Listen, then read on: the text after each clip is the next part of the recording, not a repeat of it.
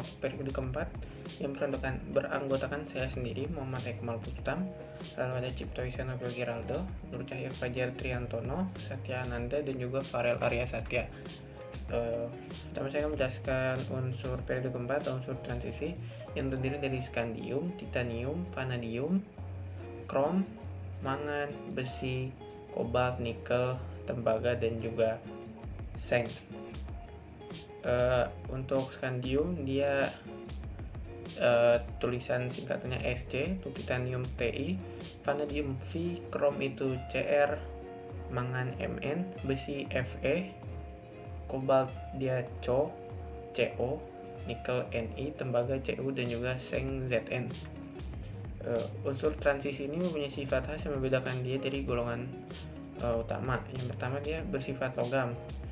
Semua unsur transisi tergolong logam karena titik leleh dan titik didih yang relatif tinggi. Terus kedua, dia bersifat paramagnetik. Yang ketiga, dia membentuk senyawa-senyawa yang berwarna. Keempat, dia mempunyai beberapa tingkat oksidasi. Unsur logam golongan utama umumnya mempunyai hanya sejenis tingkat oksidasi. Nah, terus dia juga yang kelima membentuk berbagai macam ion kompleks. Unsur logam golongan utama tidak banyak yang membentuk ion kompleks. Yang keenam, dia berdaya katalik atau banyak unsur transisi senyawanya berfungsi sebagai katalisator yang baik dalam proses industri. Terus yang pertama saya akan menjelaskan skandium yang memiliki pengertian adalah salah satu unsur kimia dalam tabel periodik yang memiliki lambangnya Sc tadi. Terus nomor atomnya 21. Skandium ini logam transisi yang lembut, warnanya putih keperakan. Dia berasal dari Skandinavia. Terus skandium ini berfungsi sebagai perkakas seperti televisi warna, lampu neon, lampu hemat energi, dan kacamata. Skandium juga masih terus berkembang penggunaannya dan cocok untuk memproduksi kataliser serta untuk memoles kaca.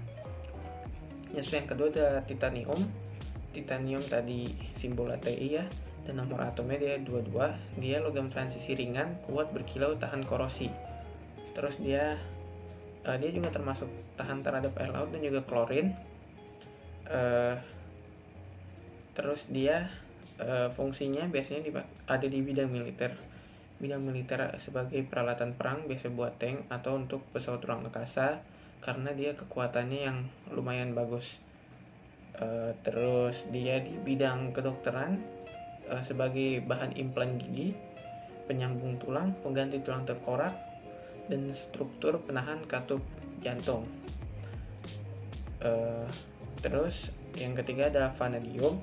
Tadi itunya V dan nomor atomnya 23. Secara fisik vanadium ini berwarna abu-abu cerah, agak ringan, dan dalam keadaan murni dapat renggang. Vanadium memiliki fungsi sebagai bahan tambahan baja. Biasanya sekitar 80% vanadium itu digunakan sebagai bahan tambahan baja. Juga dia kalau ada vanadium petoksida digunakan sebagai pembuatan keramik dan sebagai katalis. Terus ada krom. Tadi krom itu logam yang dia mengkilat, keras dan tahan karat. Dia nomor atomnya 24. Banyak digunakan dalam industri logam dan sekitar sepertiga lainnya dalam refraktori atau pelapis tahan panas bagi tanur bersuhu tinggi. Krom biasanya digunakan untuk mengeraskan baja atau pembuatan baja tahan karat dan membentuk banyak alloy atau logam campuran yang berguna. Kebanyakan digunakan dalam proses pelapisan logam. Industri refraktori menggunakan krom untuk membentuk batu bata karena krom memiliki titik cair yang tinggi, terus pemuaian yang relatif rendah. Selanjutnya saya akan bahas mangan atau Mn yang memiliki nomor atom 25. Mangan ini salah satu produk yang memiliki kegunaan yang luar biasa karena dia termasuk dalam kelompok 12 mineral di kulit bumi yang menjadi bahan baku yang tidak tergantikan dalam industri baja dunia. Nah, fungsinya itu 90% mangan di dunia digunakan dalam industri baja sebagai reagent untuk mereduksi oksigen dan sulfur. Makan juga digunakan untuk produksi baterai sel kering dan produksi kalium pengamanan serta senyawa lainnya sebagai pelapis elektroda, batang-batang las. Nah, terus digunakan juga sebagai pengerin untuk minyak keramik, penyelantang kaca dan juga tekstil berwarna. Nah, terus dia juga bisa jadi bahan bakar juga, inhibitor asap dan anti knock dalam bahan bakar. Terus ada besi. Besi merupakan logam dari biji besi yang banyak digunakan dalam kehidupan manusia sehari-hari. Simbol dia Fe, nomor atomnya 26. Besi itu memiliki nilai ekonomis yang tinggi karena yang pertama adalah kelimpahan besi di bumi itu cukup banyak dan pengolahannya relatif mudah dan murah. Terus besi juga gampang dimodifikasi. Fungsinya ya banyak, ada peralatan rumah tangga, barang kerajinan, lapisan pembungkus, aluminium foil, kaleng aluminium, terus dan masih banyak lainnya. Terus selanjutnya ada kobalt. Nah, pengertian kobalt adalah suatu unsur kimia dalam tabel periodik yang memiliki lambang Co. Nomor atomnya 27.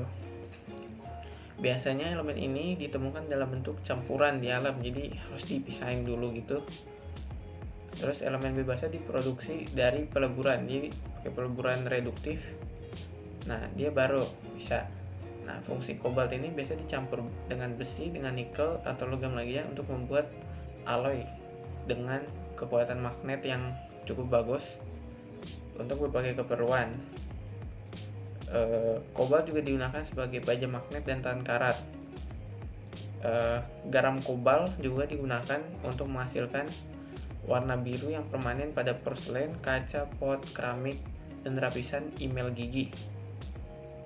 Garam kobalt adalah komponen utama untuk membuat biru Sevres dan biru Thenard. Lapisan kobalt klorida digunakan sebagai pelembut warna tinta.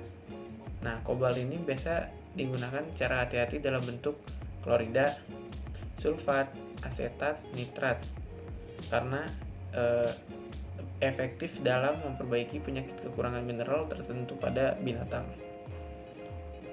Terus selanjutnya ada nikel. Nikel adalah unsur kimia metalik dalam tabel periodik yang memiliki simbol Ni dan nomor atom 28. Dia mempunyai sifat tahan karat juga, tapi nikel ini bersifat lembek. Jadi dia harus dipadukan dulu dengan besi, krom, dan logam lainnya untuk membentuk baja tahan karat yang keras. Biasanya perpaduan nikel ini dengan krom dan besi menghasilkan stainless steel yang banyak diaplikasikan pada peralatan dapur. Nikel digunakan besar-besaran untuk pembuatan baja tahan karat yang bersifat itu tadi stainless steel. Terus nikel juga dipakai untuk membuat uang koin, dan baja nikel biasanya digunakan untuk melapisi senjata dan ruangan besi, seperti contohnya brankas. Terus nikel juga sangat halus, bisa digunakan sebagai katalis yang menghidrogenasi minyak sayur. Terus ada tembaga, unsur kimianya dia dengan nomor atom 29. Tembaga ini sangat langka dan jarang sekali diperoleh dalam bentuk murni. Mudah didapat dari berbagai senyawa dan mineral. Penggunaan tembaga yaitu bentuk logam, biasanya dalam bentuk kuningan, perunggu, serta campuran emas dan perak. Banyak digunakan sebagai pembuatan alat-alat listrik, pipa, kawat, pematrian, uang logam, dan alat-alat dapur. Nah, senyawa tembaga juga digunakan dalam kimia analitik dan penjernihan air sebagai unsur insektida, cat, obat-obatan, dan pigmen. Selanjutnya ada Zn atau Zn yang bernomor atom 30. Memiliki fungsi untuk membentuk berbagai campuran logam dan metal lain. Kuningan perak, nikel, perunggu, perak Jerman, solder lunak, dan solder aluminium. Biasanya itu contoh dari campuran logam tersebut. Yang digunakan dalam jumlah besar dalam cetakan, biasanya buat industri otomotif, listrik, dan peralatan lainnya. Nah, Mungkin segitu saja yang saya jelaskan untuk awal. Selanjutnya akan dijelaskan oleh teman kelompok saya. Selanjutnya kita akan membahas tentang konfigurasi elektron dari unsur transisi periode keempat. Berdasarkan aturan membangun dari Aufbau, pengisian elektron dalam orbital D dimulai setelah elektron menghuni orbital 4s2 atau setelah atom kalsium, yaitu dengan konfigurasi elektron Ca sama dengan Ar4s2. Oleh karena itu, unsur-unsur transisi dimulai pada periode keempat dalam tabel periodik sesuai dengan bilangan kuantum utama terbesar, yaitu 4s3d. Oleh karena orbital D maksimum dihuni oleh 10 elektron, maka akan terdapat 10 unsur pada periode keempat, yaitu mulai dari Sc atau scandium dengan konfigurasi elektron Ar 3d14s2 sampai dengan Zn dengan konfigurasi elektron Ar 3d10 4s2. Selanjutnya itu konfigurasi elektron dari unsur transisi periode 4 dapat dilihat di tabel ini.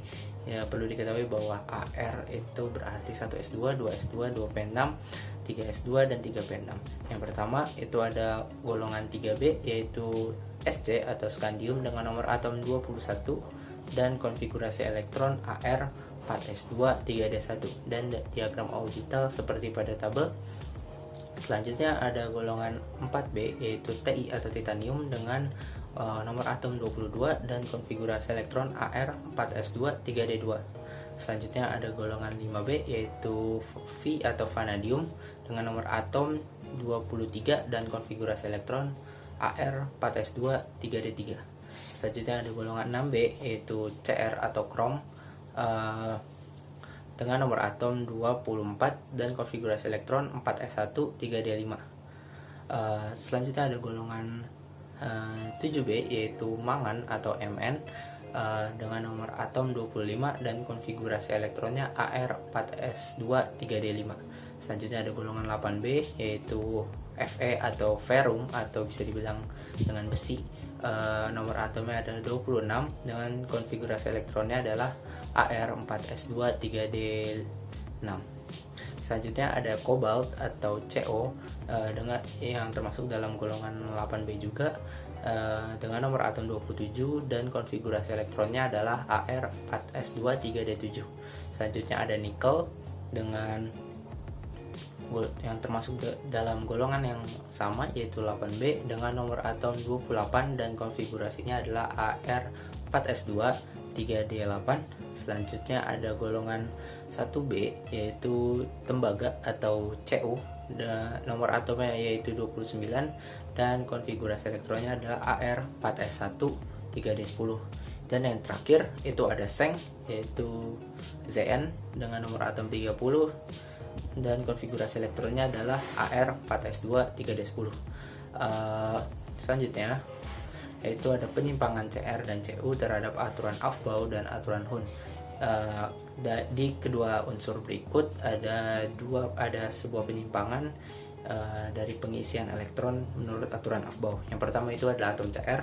Atom Cr itu seharusnya adalah 4s2 dan 3d4 namun menjadi 4s1 3d5. Jadi satu elektronnya pindah ke orbital 3d. Dan yang kedua juga sama yaitu atom Cu dari 4s2 3d9 menjadi 4s1 3d10. Tujuan dari perpindahan elektron ini ke subkulit yang lain yaitu untuk agar kedua unsur ini mencapai keadaan yang lebih stabil. Assalamualaikum warahmatullahi wabarakatuh. Saya Satyananda Sulistyo, absen 30. Sekarang giliran kesempatan saya untuk menjelaskan tentang keperiodikan dari periode keempat atau yang sering kita kenal dengan logam transisi. Saya sudah menyiapkan sebuah PowerPoint untuk sebagai media perantara pembelajaran. Nah, apa saja sih yang akan dibahas pada keperiodikan periode keempat ini? Pertama, kita akan bahas tentang sifat logam, bagaimana perubahannya, lalu ada jari-jari atom, lalu ada energi ionisasi, ada tingkat kekerasan atau hardness, ada titik lele dan titik didih, ada daya hantar listrik dan panas, kereaktifan, dan sifat magnetik. Langsung saja. Nah, sebelum kita memasuki pembahasan lebih dalam tentang keperiodikan, sifat-sifat keperiodikan tersebut, kita harus memahami terlebih dahulu sifat fisis dari periode keempat. Namun, saya tidak akan menjelaskan secara mendalam karena akan dijelaskan oleh teman saya setelah di segmen selanjutnya ya. Nah, ini kita lihat sekilas saja bagaimana perbedaan-perbedaan antara setiap unsur, baik dari titik didih, leleh, energi ionisasi, jari-jari atomnya, lalu konfigurasi elektron, ya, lalu keelektronegativan dan kerapatan. Langsung kita masuk ke sifat yang pertama, yaitu sifat logam. Nah, di atas itu ada periode keempat ya, yang sering disebut juga dalam bahasa Inggris itu 3D, ya, 3D series atau 3D transition metals ya, karena kita fokusnya ke orbital 3D. Nah, yang unik dari periode keempat ini kan semua unsur-unsurnya itu bersifat logam. Nah, tapi sifat logam ini kita membahas tentang mana sih yang lebih logam daripada unsur lainnya gitu. Nah, bagaimana perubahannya? Apakah semakin ke kanan semakin membesar sifat logam atau semakin kurang logam gitu. Nah, kita bisa meninjau dari dua aspek. Pertama itu dari konfigurasi elektron subkulit, dan yang kedua itu dari energi ionisasi. Pertama kita bahas terlebih dahulu dari konfigurasi elektron subkulitnya ya. Kita fokus saja ke konfigurasi elektron yang terdapat pada orbital 3D. Nah, kalau kita perhatikan di orbital 3D ini, banyak unsur yang memiliki elektron tidak berpasangan. Konsepnya adalah kita harus memahami terlebih dahulu definisi ikatan logam. Ikatan logam itu memiliki definisi sebagai kemitraan elektron bebas di suatu kisi. Yang menentukan sifat logam itu adalah ada atau tidaknya elektron berpasangan. Kalau ada elektron berpasangan, maka dia tidak bersifat logam. Kalau ada elektron yang tidak berpasangan, maka dia bersifat logam. Contohnya pada skandium itu memiliki satu elektron yang tidak berpasangan, pada titanium ada 2, pada vanadium ada 3, di kromium ada 5 ya, dan seterusnya. Semakin banyak elektron yang berpasangan, itu semakin berkurang sifat logamnya, sehingga dapat kita simpulkan dari aspek konfigurasi elektron subkulit ini bahwa dari skandium sampai ke zinc itu sifat logam relatif berkurang. Ya, semakin tidak logam. Ke kanan semakin tidak logam. Berarti logam yang paling kuat itu ya si skandium.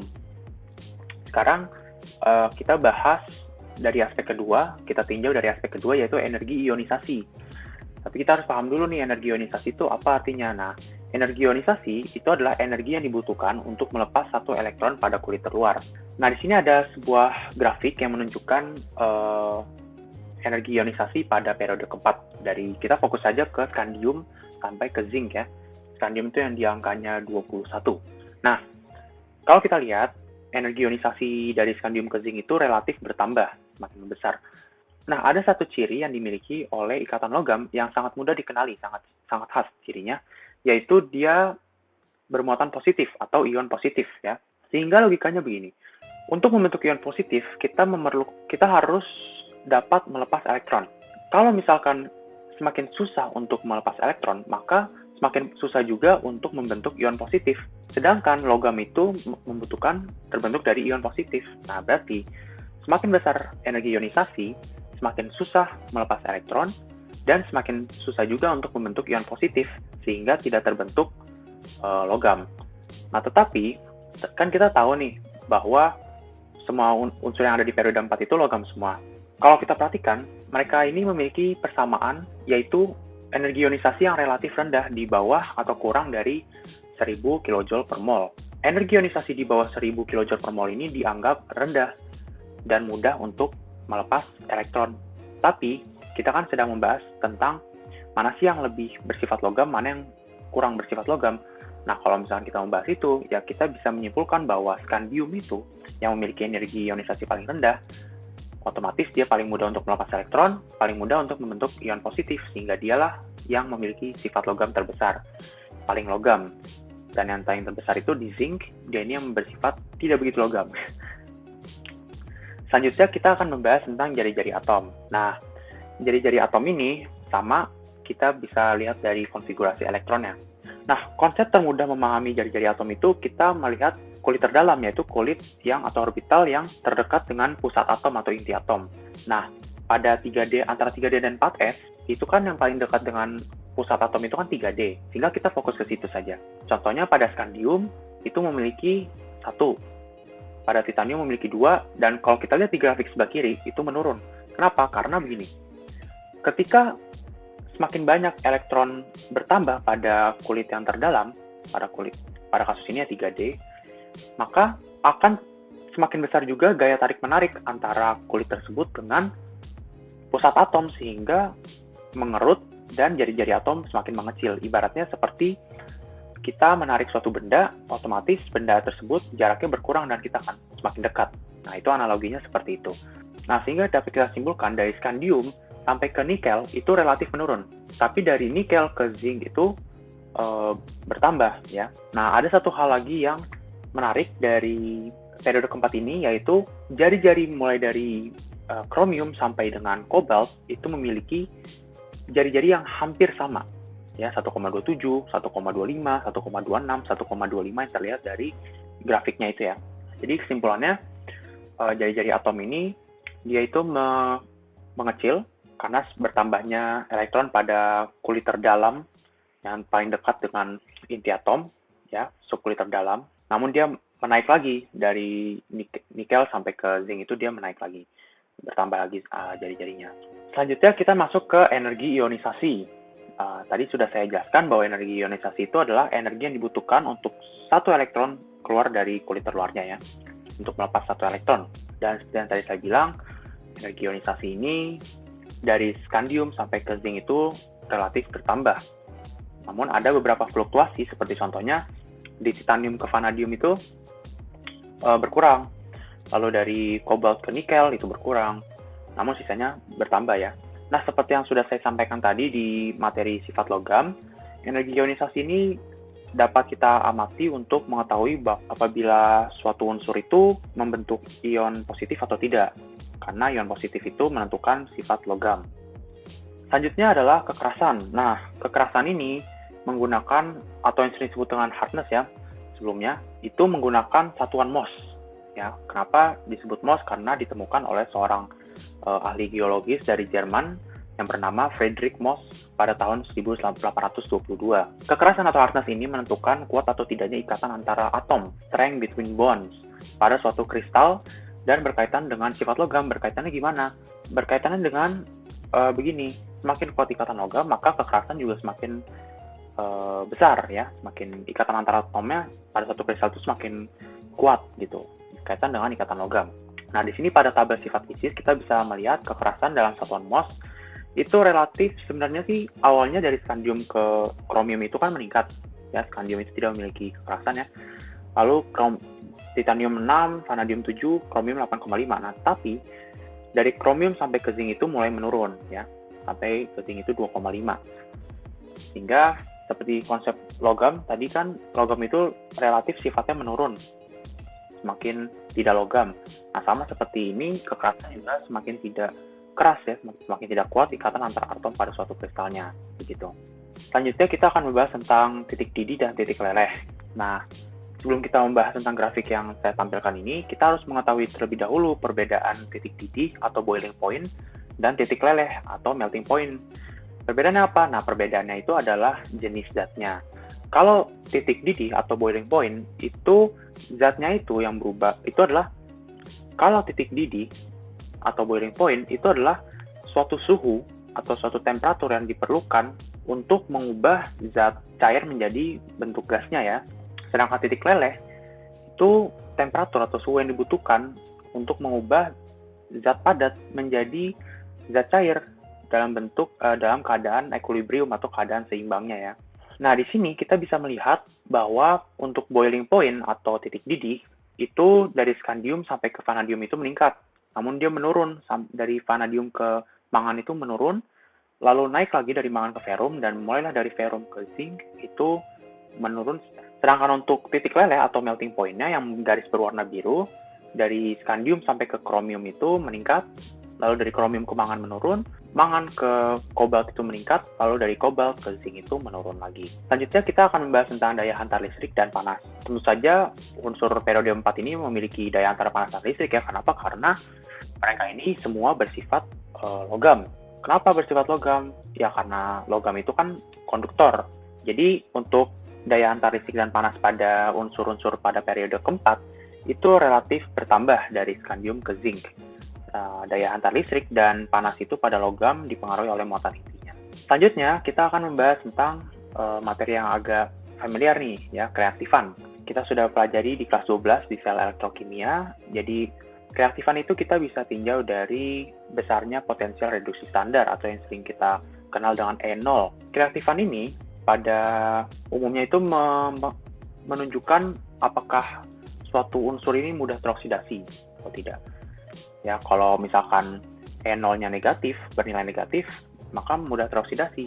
Semakin ke kiri, pokoknya semakin ke kiri pada deret itu volta ya biasanya, itu semakin mudah teroksidasi, semakin ke kanan pada deret volta semakin mudah reduksi. Nah, kalau kita perhatikan pada tabel yang sudah saya tampilkan ini, E0 atau potensial reduksi standar pada unsur periode keempat itu semuanya kecuali kuprum bernilai negatif, sehingga semua unsur kecuali kuprum itu mudah teroksidasi atau bersifat reaktif. Sedangkan kuprum yang bernilai positif ini ya mungkin dia ini sangat sulit untuk teroksidasi, bahkan mungkin bisa tereduksi. Nah, lalu kebanyakan logam transisi itu bersifat inert terhadap asam dan jalan reaksinya itu lambat ya. Kenapa? Karena adanya perlindungan lapisan oksida. Kita ambil saja contoh kromium. Ya, kromium ini bersifat sangat inert karena dilindungi oleh pada permukaannya itu terbentuk kromium 3 oksida atau Cr2O3 ya. Oleh karena itu, karena kromium bersifat sangat inert, kromium ini sering digunakan sebagai pelindung korosi ya, pelindung korosi bagi logam-logam lainnya. Terakhir kita akan membahas tentang sifat magnetik ya.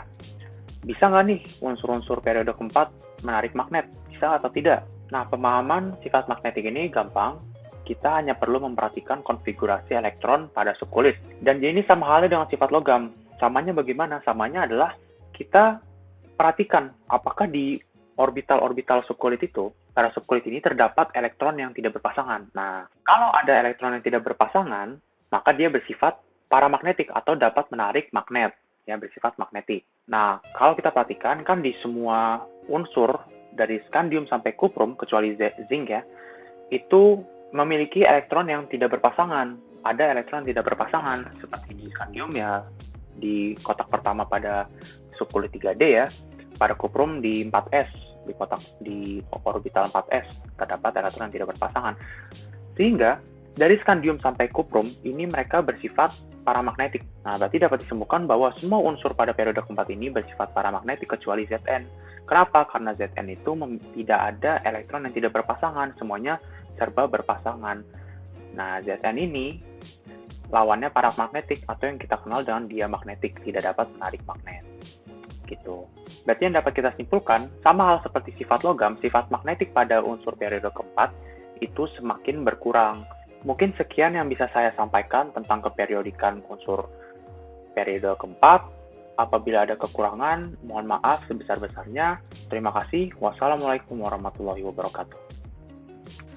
Assalamualaikum warahmatullahi wabarakatuh. Nama saya Cipto Senobel Geraldo, absen 7 dari 12 MIPA 1, akan menjelaskan sifat fisis dan sifat kimia dari unsur periode keempat. Di sini saya akan menampilkan beberapa sifat unsur transisi periode keempat dalam bentuk tabel yang nanti beberapa akan dimasukkan sebagai contoh ke sifat fisis dan kimianya. Langsung dimulai saja. Yang pertama ada sifat fisis atau fisika. Yang pertama itu sifat logam. Semua unsur transisi mempunyai sifat logam, sehingga berbeda dengan unsur-unsur utama yang dapat bersifat logam maupun non-logam.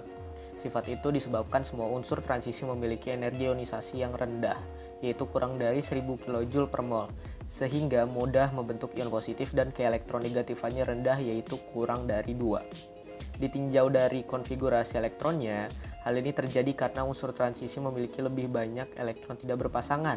Elektron ini bebas bergerak pada kisi kristalnya sehingga dapat membentuk ikatan logam yang lebih kuat dibandingkan dengan unsur utama. Akibatnya, sifat kekerasan dan kerapatan logam-logam transisi menjadi lebih tinggi. Sifat pengantar listrik lebih baik dibandingkan dengan logam-logam utama. Berdasarkan tabel tersebut, kekuatan ikatan logam cenderung bertambah dari Sc ke V dan berkurang dari Cr ke Zn. Hal ini terjadi karena dari SC ke V berdasarkan konfigurasi elektronnya, semakin banyak elektron yang tidak berpasangan, akibatnya elektron-elektron itu akan bergerak bebas pada kisi kristalnya sehingga membentuk ikatan logam yang kuat. Sedangkan dari Cr ke Zn, elektron mulai berpasangan sehingga kekuatannya semakin berkurang. Berdasarkan konfigurasi elektron valensinya, terlihat bahwa seng tidak memiliki elektron tidak berpasangan. Hal ini mengakibatkan titik leleh seng paling rendah di antara unsur-unsur transisi periode keempat. Nah, yang kedua itu ada jari-jari atom. Nilai jari-jari atom cenderung berkurang dari Sc ke Ni, bertambah dari Ni ke Zn. Nilai jari-jari atom dipengaruhi oleh gaya tarik-menarik antara inti dan elektron. Pada logam transisi, elektron yang terlihat atau terlibat tidak hanya dari subkulit terluar Ns, tetapi juga dari subkulit sebelumnya yakni N-1D. Hal ini dikarenakan tingkat energi subkulit Ns dan N-1D yang hampir sama. Penurunan jari-jari atom dari Sc ke Ni terjadi karena meski terdapat lebih banyak elektron di subkulit 3D, namun elektron-elektron ini terikat semakin kuat ke inti. Hal ini dikarenakan muatan inti yang bertambah positif dari kiri ke kanan. Akan tetapi penurunan jari-jari dari Cr ke Ni tidak terlalu signifikan. Penjelasannya adalah bahwa elektron-elektron mulai berpasangan sehingga timbul gaya tolak-menolak antara kedua elektron berpasangan tersebut. Dan gaya tolak-menolak ini mampu mengimbangi gaya tarik-menarik antara inti dan elektron-elektron. Sementara itu, kenaikan jari-jari atom dari Cu ke Zn dikarenakan semua elektron yang ada di situ di subkulit 3D telah berpasangan, sehingga gaya tolak-menolak antara elektron lebih besar.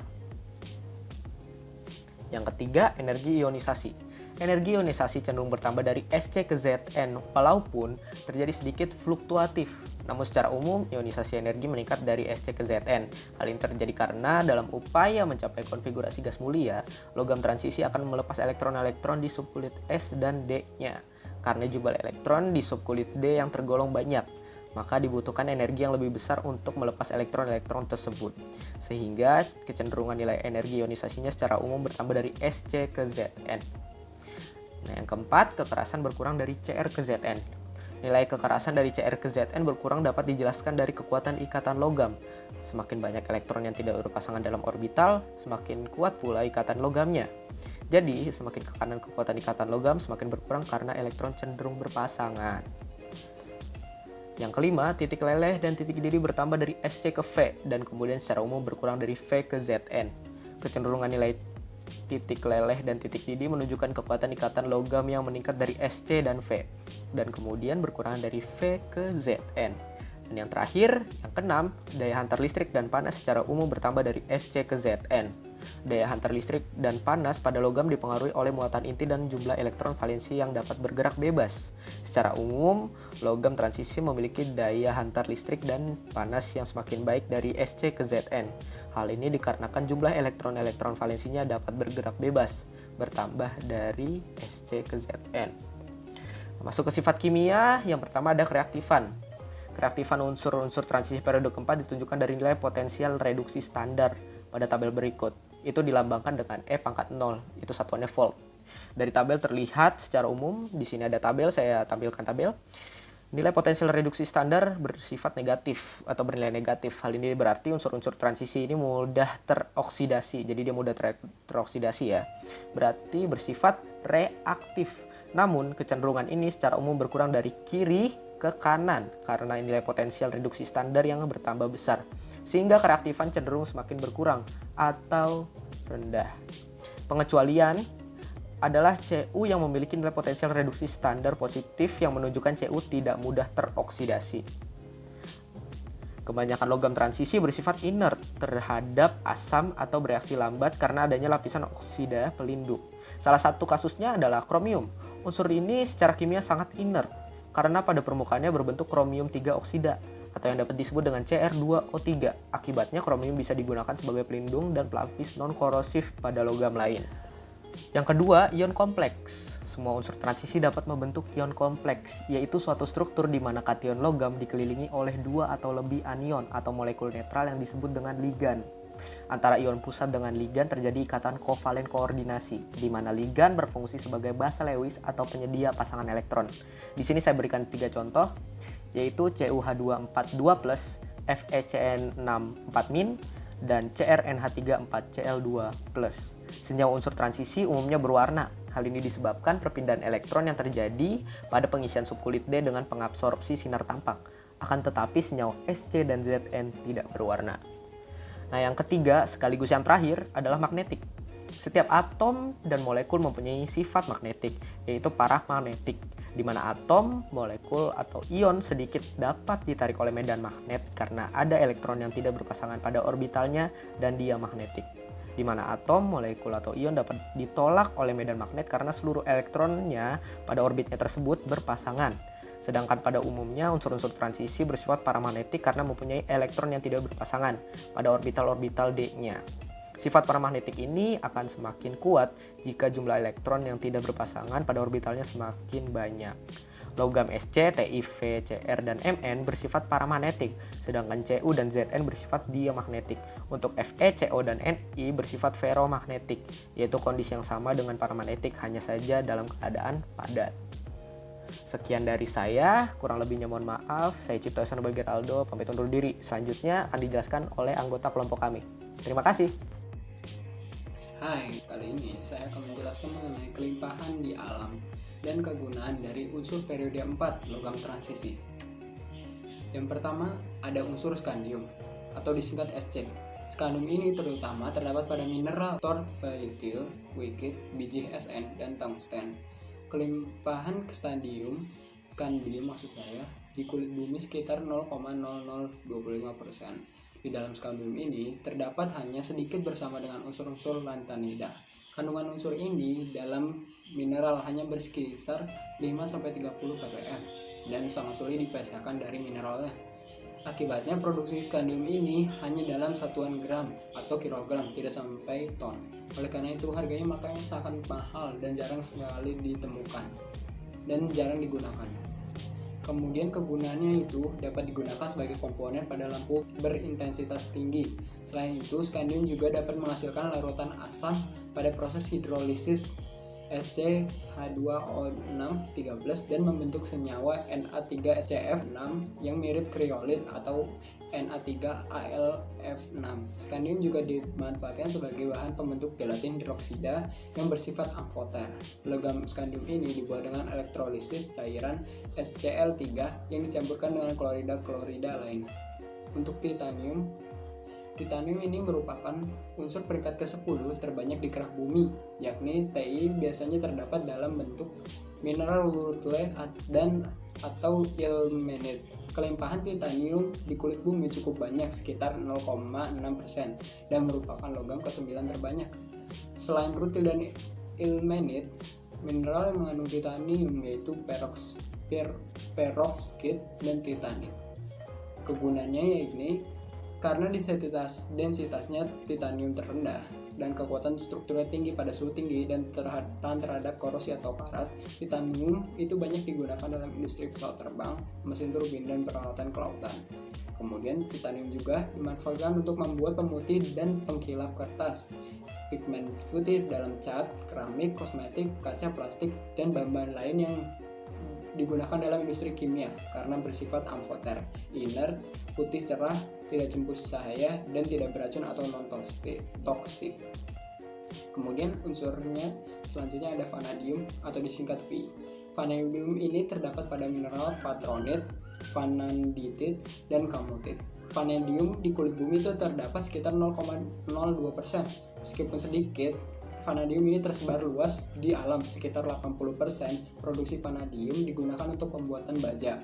Baja yang digunakan vanadium ini digunakan sebagai peralatan digunakan pada peralatan membutuhkan kekuatan dan kelenturan seperti pegas dan alat-alat bermesin kecepatan tinggi. Kegunaan dari vanadium ini sendiri yaitu vanadium yang diperoleh dari pembakaran oksida berupa vanadium pentaoksida dapat digunakan sebagai katalis pada pembuatan asam sulfat dalam proses kontak. Sementara itu, dalam vanadium bentuk logam campuran atau aliase dengan besi menghasilkan ferrovanadium yang bersifat keras, kuat, dan tahan korosi. Oleh karena itu, vanadium ini digunakan dalam pembuatan peralatan teknik yang tahan getar, misalnya seperti pegas, spare mobil, pesawat terbang, dan kereta api. Unsur selanjutnya ada kromium atau disingkat Cr. Kromium ini ditemukan sebagai biji krom besi atau kromit Kelimpahan krom di kulit bumi itu sekitar 0,0122%.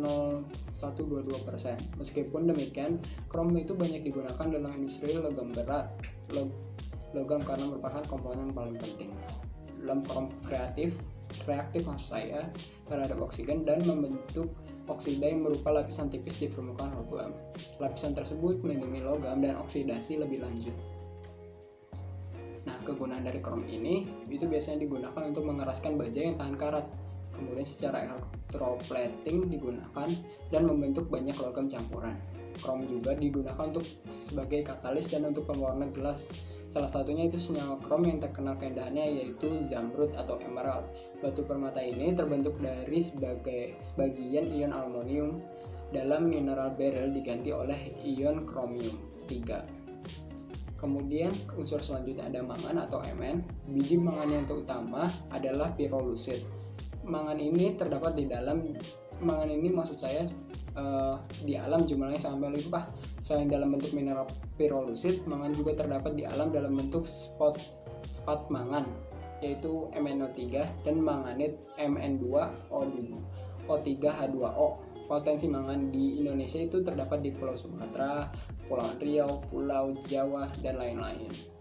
Kegunaan dari mangan ini sendiri itu banyak digunakan dalam industri baja sebagai campuran atau alloy mangan dengan besi yang disebut ferromangan. Ferromangan ini digunakan sebagai bahan pembuat mesin dan alat berat karena sifatnya yang sangat keras, kuat, dan tahan gesekan. Selain itu, mangan dalam bentuk MnO2 digunakan juga pada baterai kering seperti pada contoh. Kemudian besi itu berada di alam berupa biji besi. Besi utamanya itu hematit, limoid, siderit, dan pirit. Kelimpahan besi di alam itu menempati urutan keempat terbanyak. Besi ini merupakan logam yang sangat penting dalam industri, sehingga logam besi paling banyak kegunaan dalam kehidupan sehari-hari. Seperti di sini saya terangkan kegunaannya. Yang pertama bersifat ferromagnetik, oleh karena itu banyak digunakan sebagai perangkat elektronik, memori komputer, dan pita perekaman. Kompleks besi juga berperan penting dalam proses biologis, contohnya itu dalam pembentukan hemoglobin dalam darah dan klorofil pada tanaman. Besi murni itu bersifat berlunak, liat, dan cukup reaktif. Oleh karena itu, besi selalu dipadukan dengan logam lain untuk membentuk aliase, misalnya itu antara baja dan stainless agar lebih keras. Baja dibuat dari besi kasar yang ditambah Mn, Cr, Ni atau unsur lain sesuai dengan tujuan penggunaan baja tersebut. Kobalt atau disingkat Co. Kobalt ini berada sebagai kobaltit dan lignit. Kobalt ini murni dihasilkan dari proses sampingan pemurnian Ni, Cu, dan Fe. Walaupun kobalt relatif yang jarang terdapat di alam, tetapi dapat ditemukan dalam biji smaltit dan kobaltit dalam kadar yang memadai jika diproduksi secara ekonomis. Kegunaan kobalt itu digunakan untuk membuat paduan logam. Campuran besi kobalt mempunyai sifat tahan karat. Contohnya itu aliniko, merupakan paduan aluminium, nikel, kobalt, dan tembaga yang bersifat magnet kuat. Kobalt juga dimanfaatkan dalam pembuatan mesin jet, mesin turbin, peralatan tahan panas. Isotop radioaktif kobalt CO60 berguna dalam pengobatan kanker. Kemudian ion CO2+ dalam membentuk larutan digunakan sebagai bahan tinta yang tidak berwarna. Sementara itu, kertas mengandung ion CO2+ digunakan juga dalam mendeteksi perubahan cuaca. Jika cuaca lembab akan turun hujan, kertas berwarna merah karena mengandung ion CO2+. Jika cuaca cerah, kertas berwarna biru karena mengandung ion CO13. Kemudian ada nikel atau Ni. Nah, nikel ini ditemukan dalam mineral pentlandite. Logam Ni ini diperoleh dengan memanaskan biji besi dalam tungku pembakaran. Kelimpahan nikel di alam itu menempati urutan ke-24, terdapat dalam biji bersama-sama dengan arsen, antimon, dan belerang. Kegunaan dari nikel sendiri ini berfungsi untuk melapisi logam agar tahan karat dan sebagai campuran logam. Misalnya monel, yaitu paduan 60% Ni, 40% Cu, dan sedikit Fe, Mn, Si, dan C, dan kemudian ada aliniko. Serbuk nikel juga biasanya digunakan sebagai katalis dalam reaksi reduksi senyawa hidrokarbon. Contohnya itu pada proses hidrogenasi lemak pada pembuatan margarin. Nikel 3 oksida Ni atau disebut Ni2O3 digunakan dalam Cell Edison. Kemudian ada cuprum atau Cu atau bisa disebut tembaga. Cu ditemukan dalam bentuk unsur maupun senyawa sulfida dalam mineral kalkopirit, kovalin, kalkosit atau seperti kuprit. Di alam cuprum atau tembaga terdapat dalam bentuk biji tembaga. Sekitar 80% tembaga diperoleh sebagai sulfida. Namun ada pula yang ditemukan dalam keadaan bebas. Tembaga merupakan logam yang berwarna kemerahan. Logam ini termasuk penghantar panas dan listrik yang sangat baik atau konduktor yang baik. Kegunaannya sendiri ini termasuk penghantar panas atau listrik atau konduktor. Oleh karena itu banyak digunakan dalam peralatan listrik atau alat elektronik. Tembaga juga dapat ditempah dan dicampur dengan emas sehingga dapat digunakan dalam kerajinan. Tembaga juga itu dapat digunakan sebagai paduan logam seperti kuningan, yaitu campuran tembaga dan seng, perunggu, tembaga dan timah, campuran tembaga dan timah, kemudian ada monel, alnico dan sebagainya. Kemudian ada zinc atau seng. Seng ditemukan di dalam mineral zinc blende atau sphalerite, kalamin, franklit, smithsonite, willemite, dan zincite. Seng merupakan unsur terakhir pada deret logam transisi periode keempat. Seng digunakan sebagai logam pelapis besi agar tahan karat. Sel juga dapat digunakan untuk paduan logam. Contohnya, kegunaannya itu digunakan sebagai pelapis besi agar tahan karat. Kemudian digunakan sebagai paduan logam, misalnya kuningan. Kemudian zat antioksidan pada pembuatan ban mobil, bahan pembuat cat putih, dan bahan untuk melapisi tabung gambar televisi karena dapat berfluorensi atau mengubah berkas elektron menjadi cahaya tampak. Lembaran seng juga dapat dimanfaatkan sebagai atap bangunan. Sekian untuk pembahasan mengenai kelimpahan di alam dan kegunaan dari unsur periode keempat. Sekian pembahasan dari kelompok kami mengenai unsur periode keempat, logam transisi. Mudah-mudahan bermanfaat. Kurang lebihnya mohon maaf. Wassalamualaikum warahmatullahi wabarakatuh. Terima kasih.